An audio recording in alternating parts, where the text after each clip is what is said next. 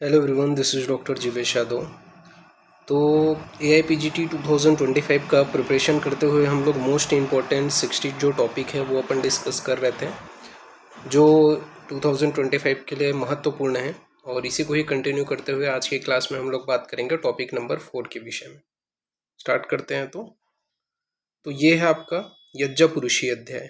ठीक है, इसमें से क्या क्या इंपॉर्टेंट है वो अपन देख लेते हैं। तो सबसे पहले तो यहाँ पे आपका संभाषा परिषद जो हुई है इस अध्याय में, वो क्या है, पुरुष यानी कि राशि पुरुष और रोग उत्पत्ति से संदर्भ में हुए हैं। ठीक है, तो ये चीज़ याद रखना कि पुरुष यानी कि राशि पुरुष और रोग उत्पत्ति के संदर्भ में जो संभाषा हुई है वो यज्ञपुरुषी अध्याय में हुई है।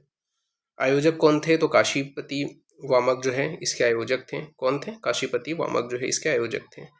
टोटल जो है आचार्य का जो मत है, 9 आचार्यों ने अपना मत जो है वो प्रकट किया। इसके अलावा आत्रेय व अग्निवेश। ठीक है, तो कुल आचार्य गण में 9 आचार्य हैं जो अपन अभी देखेंगे। इसके अलावा आत्रेय व अग्निवेश। अब एक एक करके चीज़ों को पढ़ते हैं। जैसे कि सबसे पहले है आपका वाद। ठीक है, अलग अलग आचार्यों ने जो जो अपने मत दिए। ठीक है, और उसके प्रवर्तक ऋषि कौन से हैं। तो जैसे कि यहाँ पे आपका है आत्मवाद। तो आत्मवाद के जो प्रवर्तक हैं वो मौद्गल्य परीक्षित हैं। ठीक है, मौद्गल्य परीक्षित जो है वो आपके क्या है, आपके आत्मवाद के प्रवर्तक हैं। तो इसका कोड याद रख सकते हो, मेरी आत्मा की परीक्षा। ठीक है, इससे आपको ये याद रहेगा कि मेरी आत्मा की परीक्षा, इससे आपको ये याद रहेगा। तो ये याद रखना कि आत्मवाद के प्रवर्तक कौन है? मौद्गल्य परीक्षित। मेरी आत्मा की परीक्षा, तो मेरी से आपका क्या, आत्मा से आपको क्या याद रहेगा? आत्मवाद, और परीक्षा से आपका मौद्गल्य परीक्षित। फिर इसके अंदर कालवाद। तो कालवाद के जो प्रवर्तक थे वो कौन थे? भिक्षु आत्रेय। ठीक है, तो कालवाद के प्रवर्तक कौन थे? भिक्षु आत्रेय। तो इसको आप याद कर सकते हो, भिक्षु का भी काल आता है। ठीक है, इस कोड से याद कर सकते हो, भिक्षु का भी क्या आता है? काल आता है। ऐसा करके आप इस कोड से इसे याद कर सकते हो। फिर इसके बाद में आपका स्वभाववाद। तो स्वभाववाद के प्रवर्तक कौन है? भरद्वाज। तो स्वभाववाद के प्रवर्तक कौन है? भरद्वाज। तो इसको आप याद कर सकते हो, भरद्वाज का स्वभाव उत्कृष्ट श्रेणी का है। ठीक है, तो भरद्वाज का स्वभाव कैसा है? उत्कृष्ट श्रेणी का है। ऐसे करके आप इसे याद कर सकते हो। तो भरद्वाज, ठीक है, और उत्कृष्ट श्रेणी। ठीक है, स्वभाव, भरद्वाज का क्या है? स्वभाव। तो स्वभाव से स्वभाववाद। स्वभाववाद को किसने प्रवर्तित किया है? भरद्वाज ने। इसके प्रवर्तक कौन है? तो भरद्वाज। फिर कर्मवाद। तो कर्मवाद के प्रवर्तक हैं भद्रकाव्य। तो कर्मवाद के प्रवर्तक कौन है? भद्रकाव्य। तो इसको आप याद कर सकते हो, भद्र कर्म ही करना चाहिए। ठीक है, इस कोड से याद कर सकते हो, भद्र कर्म ही करना चाहिए। इससे आपको कर्मवाद याद रहेगा। तो भद्र कर्म ही करना चाहिए। तो भद्रकाव्य किसके हैं? आपके कर्मवाद के प्रवर्तक हैं। फिर इसके बाद में आपका नेक्स्ट है आपका प्रजापतिवाद। तो प्रजापतिवाद के जो प्रवर्तक हैं वो कौन है? आपका कंकायन है। तो प्रजापतिवाद के प्रवर्तक कौन है? कंकायन है। इसको आप इस कोड से याद कर सकते हो, प्रजापति काका है हमारे।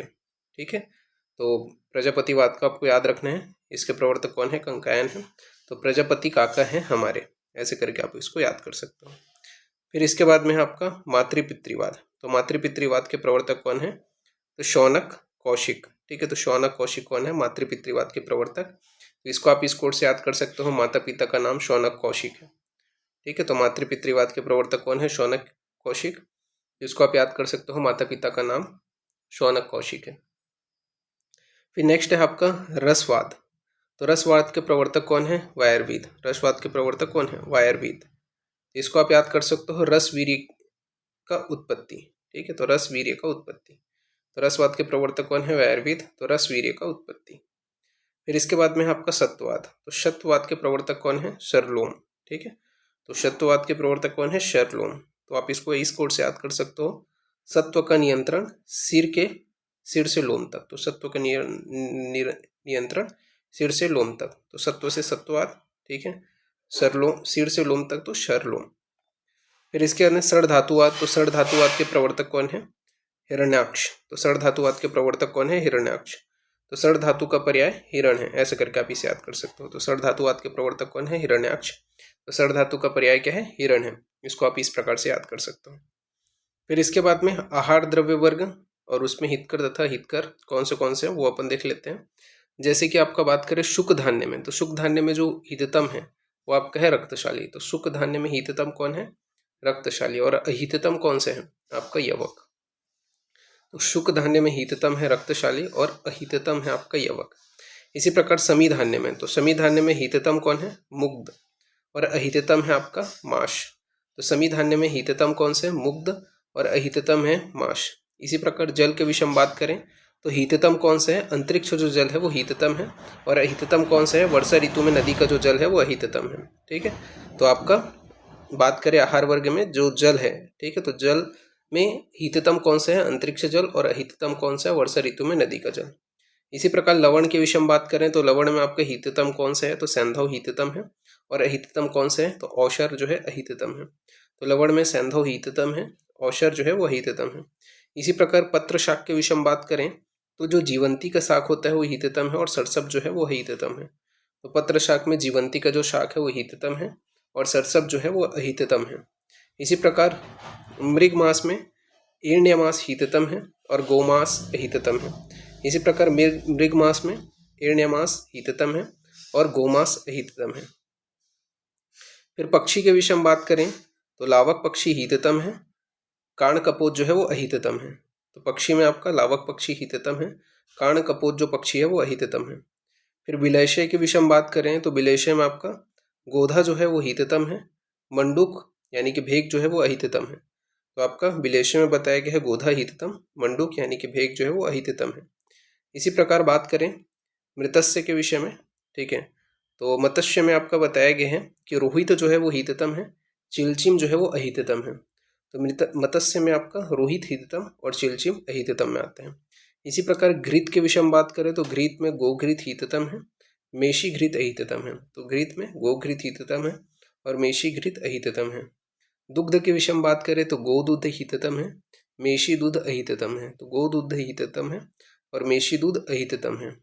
इसी प्रकार स्थावर स्नेह के विषय में बात करें तो तिल तैल हिततम है, कुसुम्भ तैल अहिततम है। तो स्थावर स्नेह में तिल तैल हिततम है, कुसुम्भ तैल अहिततम है। आनुप मृगवशा के विषय में बात करें तो आनुप मृगवशा में वरह वसा हिततम है, माहिष वसा अहिततम है। तो आनुप मृगवशा में बताया गया है कि वरह वसा हिततम है, माहिष वसा अहिततम है। मृतस्य वसा के विषय में बात करें तो चुल्लिका वसा हिततम है, कुंभीर वसा अहिततम है। तो जो मत्स्य वश है उसमें चुल्लिका वसा हिततम है, कुंभीर वसा जो है वो हिततम है। जलचर पक्षी वसा के विषय में बात करें तो जलचर पक्षी वसा में आपका पाक हंस का वसा जो है हिततम है, काक मुग्ध का जो वसा है वह हिततम है।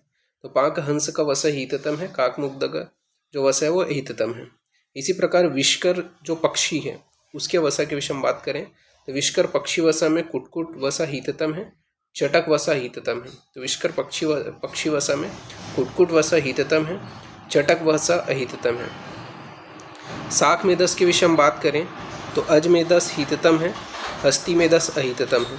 तो शाखा मेदस में बताया गया है कि अजा मेदस हिततम है, हस्ती मेदस अहिततम है। कंद के विषय में बात करें तो आद्रक जो है वो हिततम है।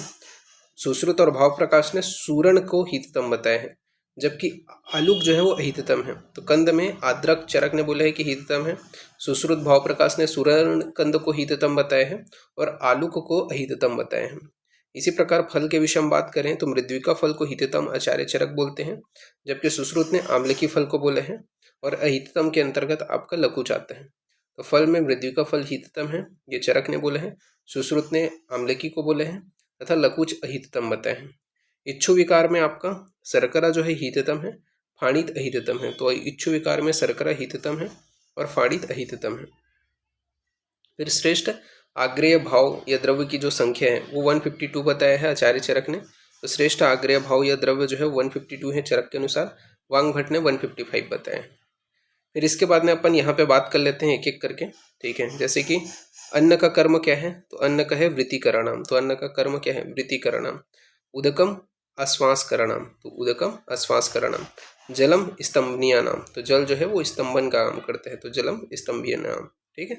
तो श्रेष्ठ कारक भाव या आग्रेय जो भाव है वो आपको याद रखने हैं। वायु के लिए क्या बोला गया है, तो वायु के लिए बोला गया है प्राण संज्ञा प्रदान हेतु नाम। तो वायु के लिए क्या बोला गया है, प्राण संज्ञा प्रदान हेतु नाम। इसी प्रकार अग्नि के लिए बोला गया है आम स्तंभ शीत शूल द्वेपन प्रस्फुरण नाम। तो अग्नि के लिए बोला गया है आम स्तंभ शीत शूल द्वेपन प्रस्फुरण नाम। सूरा के लिए क्या बोला गया है, तो सूरा के लिए बोला गया है श्रम हराणाम। तो सूरा के लिए क्या बोला गया है, श्रम हराणाम। इसी प्रकार मध्य के लिए बोला गया है सौमनस्य जननम। तो मध्य के लिए क्या बोला गया है, सौमनस्य जननम। मांस के लिए क्या बोला गया है? व्रीहिण्या नाम, तो मांस के लिए बोला गया है व्रीहिण्या नाम। रस के लिए बोला गया है तर्पणीय नाम, तो रस के लिए बोला गया है तर्पणीय नाम। क्षीर के लिए बोला गया है जीवनीय नाम, क्षीर के लिए बोला गया है जीवनीय नाम। कुटकुटों के लिए बोला गया है बल्या नाम, तो कुटकुटों के लिए बोला गया है बल्या नाम। नक्र रेतस के लिए बोला गया है वृष्य नाम, तो नक्र रेतस के लिए बोला गया है वृष्य नाम। अन्न द्रव्य अरुचिकरणाम, ठीक है, लवण के लिए क्या बोला गया है? अन्न द्रव्य रुचिकरणाम, तो अन्न द्रव्य क्या है? अन्न द्रव्य में रुचि कौन उत्पन्न करता है? तो लवण, नमक, ठीक है, तो लवण जो है वो अन्न द्रव्य में रुचि उत्पन्न करते हैं। तिंदुक के लिए बोला गया है अन्न द्रव्य अरुचिकरणम, तो तिंदुक क्या करते हैं? अन्न द्रव्य में अरुचि को उत्पन्न करते हैं। इसी प्रकार आपका अम्ल के लिए बोला गया है हृदयानाम, तो अम्ल के लिए क्या बोला गया है? हृदयकर होता है, तो हृदयानाम। अविक सर्पी के लिए क्या बोला गया है? अहृदयानाम, तो अविकम जो सर्पी होते हैं वो हृदय के लिए हित का नहीं होता, तो अहृदयानाम। महिष क्षीर के लिए क्या बोला गया है? स्वप्न जनानाम, तो महिष क्षीर के लिए बोला गया है स्वप्न जनानाम। अजय क्षीर के लिए बोला गया है शोषग्न स्तन्य सातम रक्त संग्राही रक्तपित्त प्रश्मनानाम, तो अजय क्षीर के लिए बोला गया शोषग्न स्तन्य सातम रक्त संग्राही रक्तपित्त प्रश्मनानाम। ये किसके लिए बोला गया? अजय क्षीर के लिए बोला गया। अविक्षीर के लिए बोला गया श्लेष्म पित्त जनानाम, तो अविक्षीर के लिए बोला गया श्लेष्म पित्त जनानाम। आम का पित्त के लिए बोला गया है अकंठ नाम, तो आम का पित्त क्या है? अकंठ नाम। तैल के लिए बोला गया है वात श्लेष्म प्रश्मना नाम, तो तैल क्या करते हैं? वात और श्लेष्म का प्रश्मन करने का काम करते हैं, तो वात श्लेष्म प्रश्मना नाम। सर्पी के लिए बोला गया है वात पित्त प्रश्मना नाम, तो सर्पी क्या करते हैं? वात और पित्त का प्रश्मन करते हैं, तो वात पित्त प्रश्मना नाम। मधु के लिए आपका बोला गया है श्लेष्म पित्त प्रश्मना नाम, तो मधु के लिए बोला गया श्लेष्म और पित्त का प्रश्मन करता है, तो श्लेष्म पित्त प्रश्मना नाम। मध्याक्षेप के लिए बोला गया है धी धृति स्मृति नाशक, तो मध्याक्षेप क्या करते हैं? धी धृति स्मृति नाशक। जम्बू के लिए बोला गया है वात जनानाम, तो जम्बू क्या करता है? वात को बढ़ाते हैं, तो वात जनानाम। इच्छु के लिए बोला गया है मूत्र जनानाम, तो मूत्र जनक कौन होते हैं? इच्छु, तो मूत्र जनानाम। यव क्या होते हैं? तो पुरुष का जनन करते हैं, तो यव के लिए बोला गया है पुरुष जनानाम। फिर मद भ्रष्ट लॉस्ट निर्वापित उदक, तो मद भ्रष्ट लॉस्ट निर्वापित उदक के लिए बोला गया तृष्णा छर्दीय योग प्रश्मनानाम, तो मद भ्रष्ट लॉस्ट निर्वापित उदक के लिए क्या बोला गया? तृष्णा छर्दीय योग प्रश्मनानाम। त्रिविध के लिए बोला गया सुख विरेचना नाम, तो त्रिविध के लिए क्या बोला गया? सुख विरेचना नाम। इसी प्रकार चतुरांगुल के लिए बोला गया मृदु विरेचना नाम, तो चतुरांगुल के लिए क्या बोला गया? मृदु विरेचना नाम। स्नुकपय के लिए क्या बोला गया? तीक्ष्ण विरेचना नाम, तो स्नुकपय के लिए बोला गया तीक्ष्ण विरेचना नाम। प्रत्येक पुष्प अपमार्ग के लिए बोला गया है सिरो विरेचना नाम, तो प्रत्येक पुष्प अपमार्ग के लिए बोला गया है सिरो विरेचना नाम। खदीर के लिए बोला गया है कुष्ठग्ना नाम, तो खदीर के लिए बोला गया है कुष्ठग्ना नाम।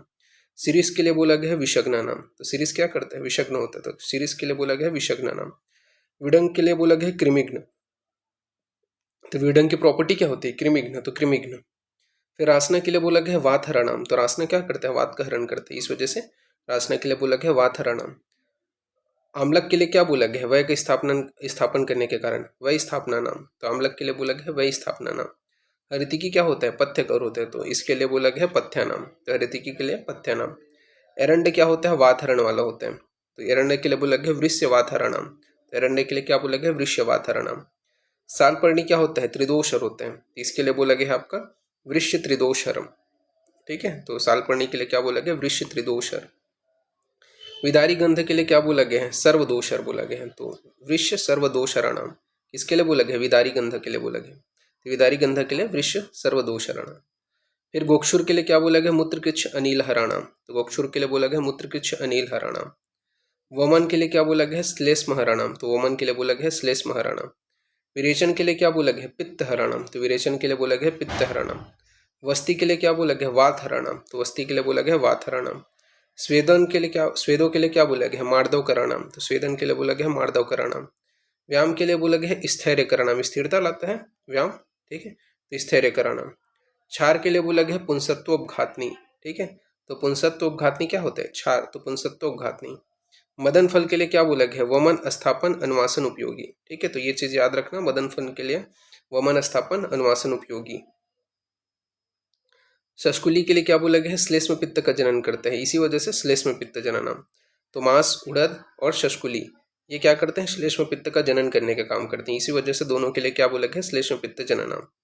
फिर कुलत्थ, कुलत्थ क्या करते हैं? अम्ल पित्त जनक होते हैं, तो अम्ल पित्त जननम, तो कुलत्थ के लिए क्या बोला गया है? अम्ल पित्त जननम। फिर इसके बाद में आपका आ जाता है कूटज, तो कूटज त्वक के लिए क्या बोला गया है? श्लेष्म पित्त रक्त संग्राहक उपशोषणम, तो कूटज त्वक के लिए क्या बोला गया है? श्लेष्म पित्त रक्त संग्राहक उपशोषण। फिर इसके बाद में आ जाता है दुर्लभ।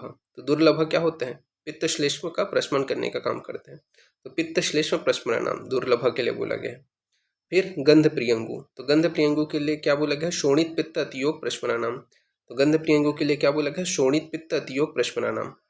फिर काश्मरीय गंभारी फल के लिए क्या बोला गया? रक्त संग्रही रक्त पित्त प्रशमनानाम। तो गंभारी फल काश्मरी के लिए क्या बोला गया? रक्त संग्रही रक्त पित्त प्रशमनानाम। गवेधु करने के लिए बोला गया है कर्षणीयानाम। तो गवेधु करने के लिए क्या बोला गया है? कर्षणीयानाम। उद्दाला करने के लिए क्या बोला गया है? वृक्षुणियानाम। तो उद्दाला करने के लिए बोला गया है वृक्षुणियानाम। मंदक दधि के लिए बोला गया है अभिष्यंद कराणाम। तो मंदक दधि के लिए क्या बोला गया है? अभिष्यंद कराणाम।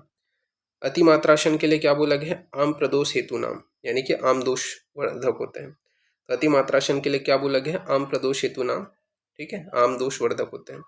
प्रमितासन के लिए क्या बोला गया है? कृष्ता कारक होते हैं, तो कर्षणीय नाम। तो प्रमितासन जो है कृष्ता कारक होता है, इस वजह से इसके लिए बोला गया है कर्षणीय नाम। एक काल भोजन क्या होता है? सुख परिणाम कारक होते हैं, तो सुख परिणाम कारकम। तो एक काल भोजन क्या है? सुख परिणाम कारक। फिर विस्मासन क्या होता है? अग्नि विषमता लाते हैं, तो अग्नि विषमता कारक। तो विस्मासन के लिए बोला गया अग्नि विषमता कारक।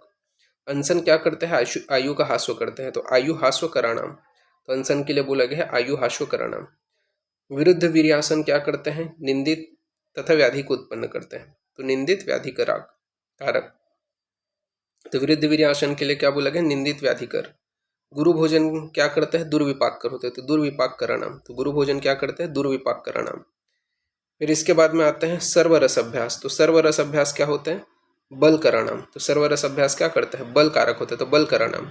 एक रस अभ्यास क्या होता है? दौर्बल्य कराणाम। तो एक रस अभ्यास क्या करता है? दौर्बल्यता कारक होता है, तो दौर्बल्य कराणाम। तृप्ति क्या करते हैं? आहार गुणों में, ठीक है, तो आहार गुणा नाम। तो तृप्ति क्या करते हैं? आहार गुणों में, आहार गुणा नाम।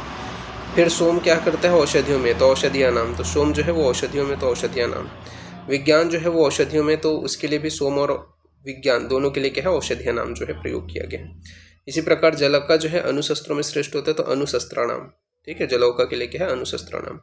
वेग संधारण से क्या होते हैं? रोग उत्पन्न होते हैं, तो अनारोग्य कारणम, ठीक है, तो वेग संधारण क्या है? अनारोग्य कारणम। फिर शुक्र वेग धारण से क्या है? सरड़ता उत्पन्न होता है, तो शुक्र वेग धारण के लिए क्या बोला गया? सरडे कराणाम। तो शुक्र वेग धारण के लिए क्या बोला गया? सरडे कराणाम। फिर इसके बाद मरुभूमि जो होते हैं उसके लिए बोला गया आरोग्य देशानाम।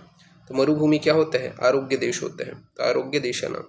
अनुप जो भूमि होता है वो अहित देशानाम बोला गया उसके लिए, तो अनुप देश के लिए क्या बोला गया है? अहित देशानाम, अहित देश में। हिमालय के लिए क्या बोला गया है? तो हिमालय से मिलने क्या है? मेडिसिन मिलते हैं, तो औषधि भूमि। तो हिमालय के लिए क्या बोला गया है? औषधि भूमि। प्रशमन के लिए क्या बोला गया है? पथ्य, ठीक है, तो प्रशमन क्या होता है? पथ्य होता है, हितकारक होते हैं। अयास के लिए बोला गया है सर्व अपथ्य नाम, ठीक है, अहित कारक होते हैं, तो अयास के लिए बोला गया सर्व अपथ्य नाम, अहित कारक। सौमनस्य के लिए क्या बोला गया है? गर्भधारक, तो गर्भधारणम, ठीक है, तो सौमनस्य के लिए बोला गया गर्भधारक, गर्भधारणम। दौर्मनस्य के लिए बोला गया है नपुंसकता कारक, अवृष्यणम। तो दौर्मनस्य के लिए बोला गया है नपुंसकता कारक, अवृष्यणम। पिपली मूल के लिए बोला गया है दीपनीय पाचनीय अनह प्रश्मनानाम, ठीक है, तो पिपली मूल के लिए बोला गया दीपनीय पाचनीय अनह प्रश्मनानाम।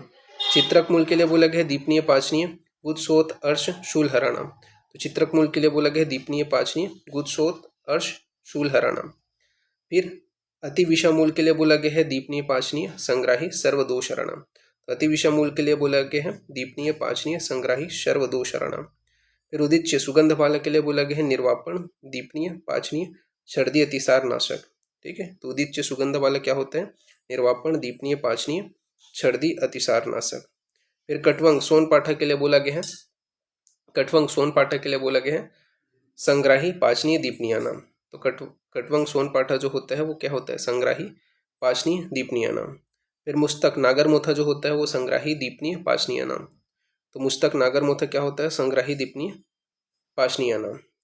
फिर बिल्व जो होता है वो संग्राही दीपनीय वात कफ शामक होता है। तो बिल्व क्या होता है? संग्राही दीपनीय वात कफ शामक होता है, ठीक है, तो वात कफ प्रशमना नाम। इसके अलावा आपका क्या बोला गया है? अमृता गुड़ुची जो होते हैं वो संग्राही होते हैं। ये मेनली श्लेष्म शोणित विबंध प्रश्मना नाम बताया गया इसके लिए। तो संग्राही तो होता ही होते हैं, वातहर होते हैं, दीपनी होते हैं, श्लेष्म शोणित विबंध प्रश्मना नाम। ये किसके लिए बोला गया है? अमृता गुड़ुची के लिए बोला गया है। कृष्ण पर्णी के लिए क्या बोला गया है? तो संग्राही वातहर दीपनीय वृष्याणाम। तो कृष्ण पर्णी के लिए बोला गया है संग्राही वातहर दीपनीय वृष्याणाम। बला के लिए बोला गया है संग्राही बल्य वाथराणाम, तो बला के लिए बोला गया है संग्राही बल्य वाथराणाम। अनंत मूल सारिवा के लिए बोला गया है संग्राही रक्तपित्त प्रश्मनानाम, तो अनंत मूल सारिवा के लिए बोला गया है संग्राहिक रक्तपित्त प्रश्मनानाम। फिर उत्पल कुमुद पद्म केशर, इसके लिए क्या बोला गया है, तो उत्पल कुमुद पद्म केशर के लिए बोला गया है संग्राही रक्तपित्त प्रश्मनानाम, तो उत्पल कुमुद पद्म केशर इसके लिए बोला गया है संग्राही रक्तपित्त प्रश्मनानाम। पुष्कर मूल के लिए बोला गया है हिक्का श्वास कास पार्श्व शूल हराणाम, तो आपका जो पुष्कर मूल है उसके लिए बोला गया है हिक्का श्वास कास पार्श्व शूल हराणाम। हिंगुल निर्यास के लिए बोला गया है छेदनीय दीपनीय अनुलोमन वात का प्रश्मनानाम, तो हिंगुल निर्यास के लिए बोला गया छेदनीय दीपनीय अनुलोमन वात का प्रश्मनानाम। अम्ल वेतस के लिए बोला गया भेदनीय दीपनीय अनुलोमन वात श्लेष्म हरणम, तो अम्ल वेतस के लिए बोला गया है भेदनीय दीपनीय अनुलोमन वात श्लेष्म हरणम। मधुयष्टि के लिए बोला गया है चाक्षुष्य वृश्य केश्य कंठवर्ण विरंजनीय रोपणीय, तो मधुयष्टि के लिए बोला गया है चाक्षुष्य वृश्य केश्य कंठवर्ण विरंजनीय रोपणीय। यवछार यानी कि यवशुक के लिए बोला गया है स्त्रंसिनीय पाचनीय अर्शोघ्ना नाम, तो यवछार यवशुक के लिए बोला गया है स्त्रंसिनीय पाचनीय अर्शोघ्ना नाम। इसके अलावा कूट अभ्यंग कुष्ठ के लिए बोला गया है वातनाशक अभ्यंग उपनाह उपयोगी, तो कूट अभ्यंग यानी कि कुष्ठ के लिए बोला गया है वातनाशक अभ्यंग उपनाह उपयोगी। इसके बाद में आता है आपका तद्वित संभाषा, तो तद्वित संभाषा के लिए बोला गया है ज्ञानवर्धक बुद्धिवर्धना नाम, तो तद्वित संभाषा के लिए क्या बोला गया है ज्ञानवर्धक बुद्धिवर्धना नाम। ब्रह्मचर्य, तो ब्रह्मचर्य के लिए बोला गया है आयुवर्धक, तो आयुष्याणाम, तो ब्रह्मचर्य के लिए क्या बोला गया है आयुवर्धक आयुष्याणाम। संकल्प के लिए बोला गया है वृश्यकारक, तो वृश्याणाम, तो संकल्प के लिए बोला गया है वृश्यकारक वृश्याणाम। स्त्री संयोग कामना के लिए बोला गया है वजीकराणाम, तो स्त्री संयोग कामना के लिए क्या बोला गया है वजीकराणाम। पर स्त्री गमन के लिए बोला गया है आयुनाशक, तो अनायुष्याणाम, तो पर स्त्री गमन के लिए बोला गया है आयुनाशक अनायुष्याणाम। अति स्त्री प्रसंग के लिए बोला गया है शोषकारक, तो अति स्त्री प्रसंग के लिए क्या बोला गया है शोषकारक। राजस्वला गमन के लिए बोला गया है अलक्ष्मी मुखान दरिद्रता जनक, ठीक है, तो राजस्वला गमन के लिए बोला गया अलक्ष्मी मुखान यानी कि दरिद्रता जनक। वस्ती के लिए बोला गया तंत्राणाम, तो वस्ती के लिए क्या बोला गया तंत्राणाम। इसके अलावा ग्रहणी दोष शोभ तक्र सेवन अभ्यास, तो तक्र सेवन अभ्यास किसमें करना चाहिए, तो ग्रहणी दोष शोभ अर्श घृत व्यापद प्रश्मनानाम, तो तक्र सेवन अभ्यास के लिए बोला गया है ग्रहणी दोष शोभ अर्श घृत व्यापद प्रश्मनानाम। क्रव्याद रस अभ्यास, तो क्रव्याद रस अभ्यास जो है वो कौन से रोग में है, तो ग्रहणी दोष शोष और सोघनानाम, ठीक है, तो क्रव्याद रस अभ्यास जो है ग्रहणी दोष शोष और सघनानाम। क्षीर घृत अभ्यास, तो क्षीर घृत अभ्यास जो है रसायनों में श्रेष्ठ हो तो रसायनानाम, तो क्षीर घृत अभ्यास रसायनों में श्रेष्ठ हो तो रसायनानाम। समघृत सक्तु प्रसम अभ्यास, तो वृश्य उदावर्त हरानाम, तो समघृत सक्तु प्रसम अभ्यास, तो वृश्य उदावर्त हर। तैलगंडूष अभ्यास, तो दंत बल अरुचिकरणाम, ठीक है, तो दंत बल रुचिकरणाम क्या है तैलगंडूष अभ्यास को बोला गया। यथा अग्नि भोजन के लिए क्या बोला गया है अग्निदीप्ति कारक, तो अग्नि संदुक्षणाम, तो अग्निदीप्ति कारक क्या है यथा अग्नि भोजन। फिर यथा सातम में चेष्ट भोजन, तो सेवन्य नाम, ठीक है, तो यथा सातम में चेष्ट भोजन तो सेवन्य नाम। फिर यथा काल भोजन आरोग्य कारकों में श्रेष्ठ होते हैं तो आरोग्य कराणाम, तो यथा काल भोजन आरोग्य कारकों में श्रेष्ठ तो आरोग्य कराणाम। अजीर्ण में भोजन तो ग्रहणी विकार कारक होते हैं तो ग्रहणी विकार कारक, ठीक है, तो अजीर्ण में भोजन ग्रहणी विकार कारक बोला गया है। चंदन के लिए क्या बोला गया है, तो चंदन के लिए यहाँ पे बोला गया है दुर्गंधहर दह निर्वापण लेपना नाम, तो चंदन के लिए बोला गया है दुर्गंधहर दह निर्वापण लेपना नाम। रासना गुरुणी के लिए क्या बोला गया है, तो रासना गुरुणी के लिए बोला गया है शीतोपनयन प्रलेपना नाम, तो रासना गुरुणी के लिए बोला गया है शीतोपनयन प्रलेपना नाम। फिर इसके बाद में बात करते हैं लामज्जक कोशीर, तो लामज्जल कोशीर के लिए बोला गया है दहत्व दोष स्वेदोपनयन प्रलेपना नाम, तो लामज्जल कोशीर के लिए बोला गया है दहत्व दोष स्वेदोपनयन प्रलेपना नाम। ज्वर के लिए क्या बोला गया है, तो रोगों का में प्रमुख होते हैं तो रोगाणाम, ठीक है, तो रोगों में प्रमुख होने के कारण रोगाणाम ज्वर के लिए बोला गया है। कुष्ठ के लिए बोला गया है तो दीर्घकालीन होते हैं तो दीर्घकालीन रोग तो दीर्घ रोगाणाम, तो कुष्ठ के लिए क्या बोला गया है दीर्घ रोगाणाम। राजस्षमा क्या होता है रोगों का समूह तो रोग समूह नाम, तो राजस्षमा के लिए बोला गया है रोग समूह नाम। प्रमेह के लिए बोला गया है अनुषंगी नाम, ठीक है, तो प्रमेह के लिए क्या बोला गया है अनुषंगी नाम। बालक के लिए बोला गया है मृदु भोजन योग्य, ठीक है, तो मृदु भेषजिया नाम, तो बालक के लिए बोला गया है मृदु भेषजिया नाम। फिर इसके बाद में वृद्धि के लिए बोला गया है यापन की योग्य, तो यापन की योग्य बोला गया है वृद्धि के लिए। फिर गर्भिणी के लिए बोला गया तीक्ष्ण भोजन, मैथुन, व्यायाम के अयोग्य, तो गर्भिणी के लिए बोला गया तीक्ष्ण भोजन, मैथुन और व्यायाम के अयोग्य बोला गया गर्भिणी को। फिर वध स्थान, पराघातन, अश्रद्धा जननाम बोला गया है, तो वध स्थान या पराघातन के लिए बोला गया अश्रद्धा जननाम। इसके अलावा अभ्यबलारंभ, तो अभ्यबलारंभ के लिए बोला गया प्राणोप्रोधी नाम, तो अभ्यबलारंभ के लिए बोला गया प्राणोप्रोधी नाम। मिथ्या योग के लिए बोला गया व्याधिकरणाम, तो मिथ्या योग के लिए क्या बोला गया व्याधिकरणाम। विषाद के लिए बोला गया है रोगवर्धानाम, तो विषाद के लिए बोला गया है रोगवर्धानाम। अजीर्ण के लिए बोला गया है निवारण करने योग्य उदीर्याणाम, तो अजीर्ण के लिए बोला गया है निवारण करने योग्य उदीर्याणाम। स्नान के लिए बोला गया है श्रम हराणाम, तो स्नान क्या होता है श्रम हर होता है, तो श्रम हराणाम। हर्ष के लिए बोला गया है प्रेरणा नाम, तो हर्ष के लिए बोला गया है प्रेरणा नाम। शोक के लिए बोला गया है शोषाणाम, तो शोक के लिए क्या बोला गया है शोषाणाम। फिर निवृत्ति यानी कि संतोष के लिए बोला गया है पुष्टिकारणाम, ठीक है, तो निवृत्ति यानी कि संतोष के लिए बोला गया पुष्टिकरणाम। फिर पुष्टि के लिए बोला गया है निद्रा कारक स्वप्न कराणाम, ठीक है, तो पुष्टि के लिए बोला गया है निद्रा कारक, तो स्वप्न कराणाम। फिर होता है अति स्वप्न, तो अति स्वप्न के लिए बोला गया है तंद्रा कराणाम, तो अति स्वप्न के लिए बोला गया है तंद्रा कराणाम।